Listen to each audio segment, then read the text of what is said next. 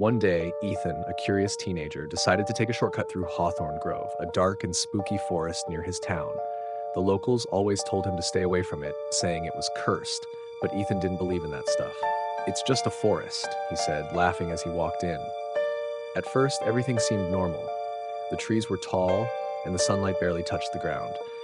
The path was quiet, but Ethan didn't think much of it. However, the deeper he went, the quieter it became. There were no birds, no wind, just silence. Then he heard it, a whisper. "Ethan?" It was soft, like someone calling his name. Ethan stopped and looked around, but no one was there. He shook his head. "It's just the wind," he told himself.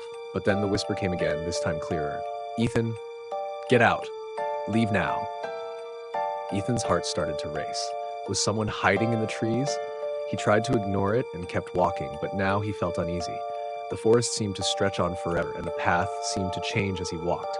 Suddenly, he saw her. A woman standing in the middle of the path. She looked strange. Her clothes were old-fashioned, and her face was pale. Her hair was long and messy. Ethan called out, "Hey, are you lost?" But she didn't respond. He walked closer to her, but before he could touch her, she disappeared, just like that. Ethan took a step back, feeling scared. He turned around to go back, but the path was gone.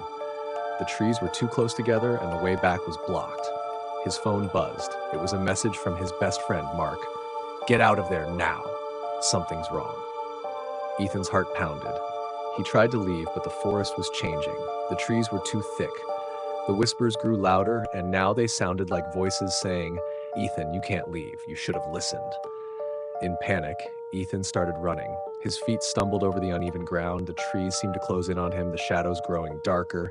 The voices were getting louder, screaming, "You can't escape, Ethan." Ethan looked at his phone again. It buzzed once more. This time, the message was from his own number. The text read, "Run." Ethan ran faster, but the forest kept twisting around him. The trees looked the same, and he had no idea where he was anymore. He pulled out his flashlight, hoping to see something familiar. The light flickered, and for a brief moment, Ethan saw shapes moving in the darkness. He could barely make them out, but they looked like people, ghostly figures hiding in the shadows. His heart raced as the flashlight flickered again. Then he saw her, right in front of him. The woman standing there, her face twisted in a horrible grin. Her eyes were black, empty, and her hand reached out for him.